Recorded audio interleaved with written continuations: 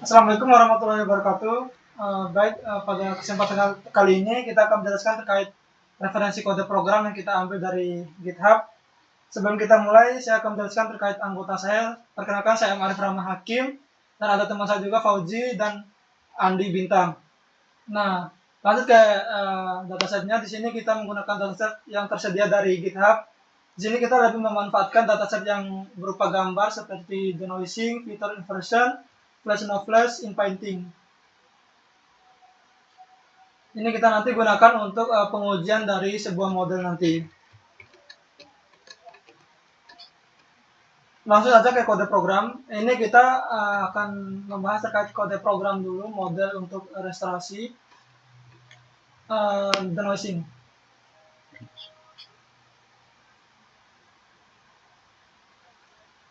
Oke, di sini kita masuk ke denoising. Di sini merupakan model untuk memperbaiki gambar nantinya. Di sini kita import atau reclone dari GitHub yang kita ambil referensinya. Terus di bawah di library-nya kita di sini memakai matplotlib, numpy, dan sedikit image yang digunakan nanti untuk memproses sebuah gambar. Di sini seperti biasa kita import library yang dibutuhkan untuk model-model nanti. Ada seperti library kayak biasa, ada image size, plot, sigma, dan lain-lain nantinya. Di bawahnya, untuk di line cell ini, di sel yang atas, di situ kita masukkan fname atau gambar yang diambil dari data folder denoising dengan nama file yaitu f16.png. Di sini kita memakai format png. Load image di sini kita memakai if fname untuk menyimpan gambar berdasarkan nama file nantinya.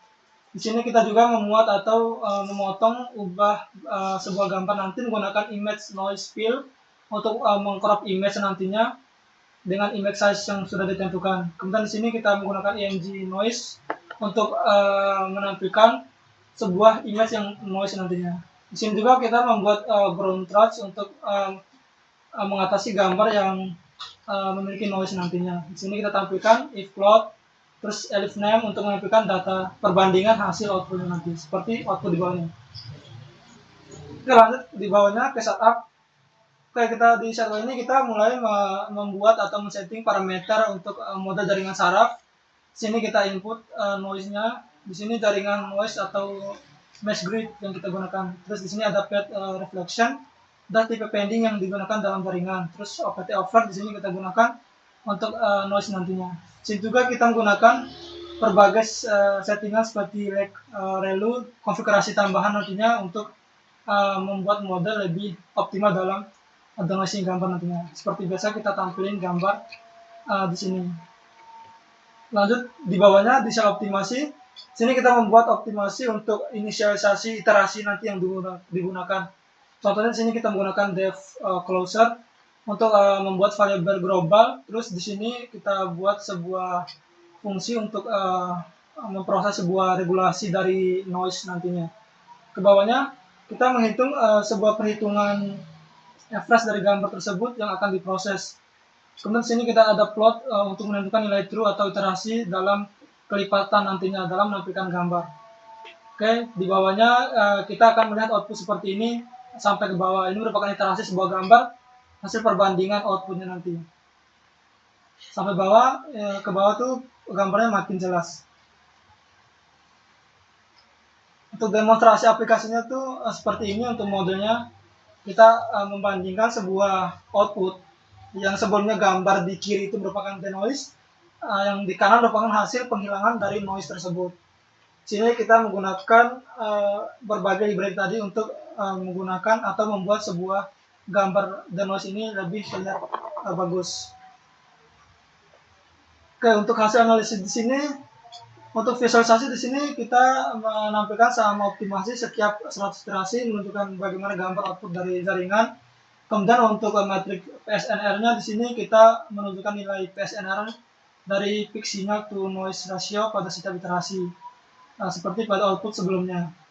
Untuk di bawahnya, kesimpulan di sini dari model ini dia tuh mampu kayak menerapkan deep image prior gitu untuk tugas denoising gambar ini dengan memakai dataset citra yang udah diambil dari referensi GitHub sebelumnya.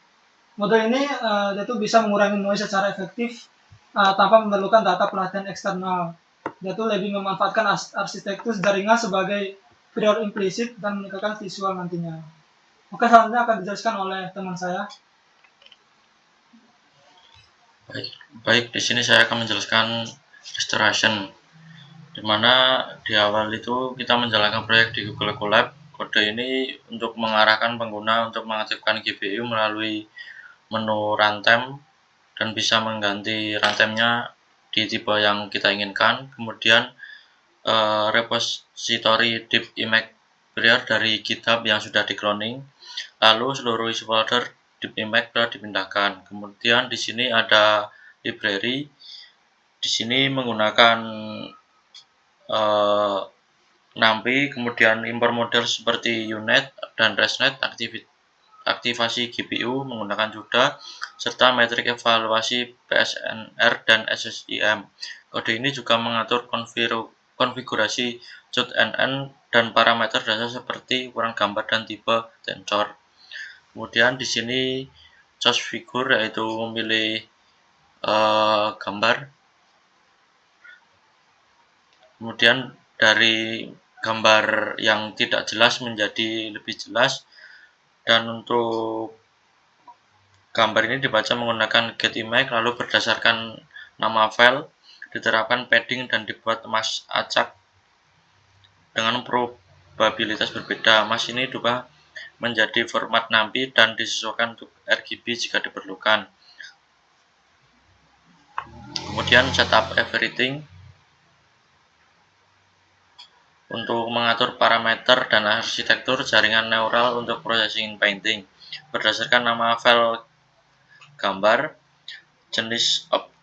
diatur jenis optimizer, jumlah literasi, learning rate, dan noise regulasi. Untuk model tersebut digunakan arsitektur skip yang dibuat dengan fungsi getNet, sedangkan untuk cat digunakan fungsi skip dalam kurung dengan konfigurasi channel dan fitur lebih kompleks.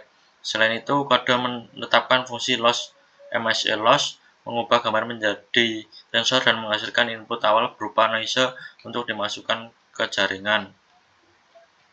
Kemudian di mainlog, di sini gambarnya diproses dari gambar sangat buram menjadi lama-lama akan menjadi lebih jelas dan akan lebih baik lagi.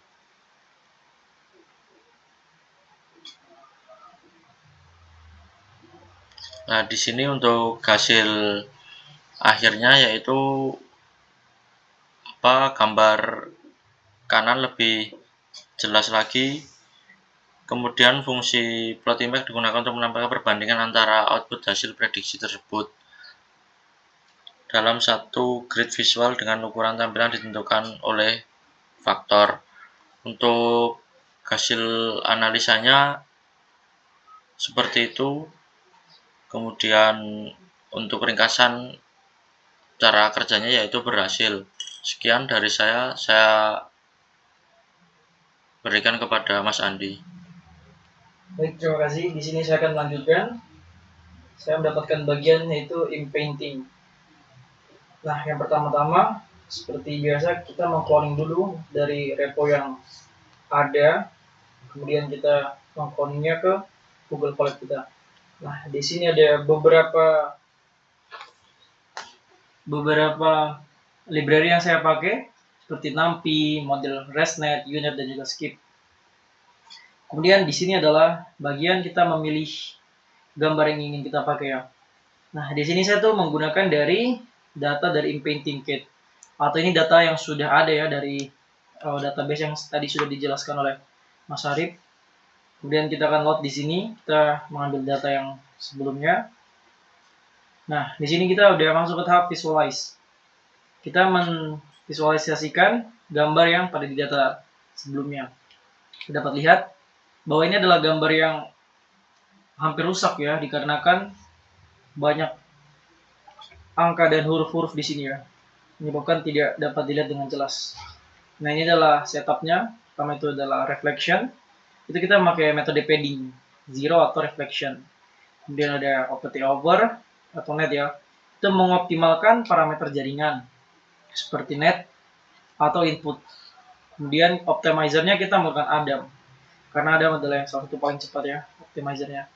Kemudian untuk konfigurasinya, biasanya kita menggunakan if ya, if imgpad-nya. Jadi kita langsung lanjut ke datanya ya. Terus ini mendefinisikan. Kalau enggak, ini untuk denoising-nya. Ini ada else juga, library png, library yang kita ingin gunakan atau gambar-gambar yang lainnya. Seperti begini, learning rate-nya juga kita masukkan 0,001. Dan juga ada ResNet juga ya. Ini kan ada beberapa, dapat kita lihat. Yang pertama ini ada UNet. Kita juga bisa menggunakan else if, yaitu ResNet. Ini yang library yang 3 yang kita gunakan di atas itu. Kemudian sini kita menghitung nih jumlah parameternya dengan yang dapat dilatih dengan dalam jaringan tersebut. Kemudian kita mendefinisikan dan juga untuk menggambar asli menjadi numpy menjadi tensor PyTorch. Dan ini adalah main loop atau iterasi pengulangan. Jadi kita akan menginisialisasi data yang kita punya. Kemudian if param noise, nah ini tuh menambahkan noise ke parameter jika param memiliki noise dengan kondisi true. Dan kita menggunakan input jaringan yang disimpan hingga kita meneruskan input melalui jaringan. Lalu menghitung juga bahkan sampai mencetak iterasi dengan iterasi. Nah, dapat sini kita lihat ya. Ini adalah iterasi yang menggunakan optimization Adam. Dari pertama gambar akan diblurkan dulu dan akan dirangkai dari awal tanpa merusak keaslian gambar tersebut. Kita lihat sampai pada akhirnya gambar tersebut sudah sangat layak ya, tidak ada tertutup oleh huruf-huruf lagi di depannya. Inilah yang dinamakan inpainting ya. Ini adalah hasil dari inpainting. Dapat kita lihat sebelumnya seperti ini dan diakhiri oleh jadi seperti ini. Inilah guna dan fungsi dari inpainting, itu untuk meluruskan gambar atau memperbaiki gambar dari hal-hal yang tidak seharusnya ada di depan gambar tersebut. Jadi gitu saja untuk saya di inpainting. Saya lanjutkan kembali ke Mas Arif. Oke, mungkin untuk terkait model yang tadi 3 model yang kita jelaskan itu merupakan referensi yang kita ambil dari GitHub. Untuk terkait data maupun referensi papernya bisa kita lihat di sini. Untuk papernya di bawah ini kita mengambil paper yang mereka buat sendiri dari komponen-komponen model yang dibuat sebelumnya.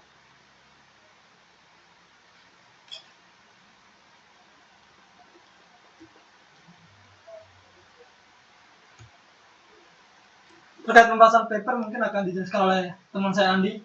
Oke, baik, ini adalah hasil paper ya yang disediakan dari GitHub sebelumnya. Nah, kita dapat lihat ini di Dimitri Ulyanov. Jadi sebenarnya abstrak ini tuh poinnya adalah deep convolutional network. Jadi kita tuh melihat untuk mengenerasi gambar ya dengan deep learning yang salah satunya itu. Kita ada ResNet, UNet, dan juga ConvNet.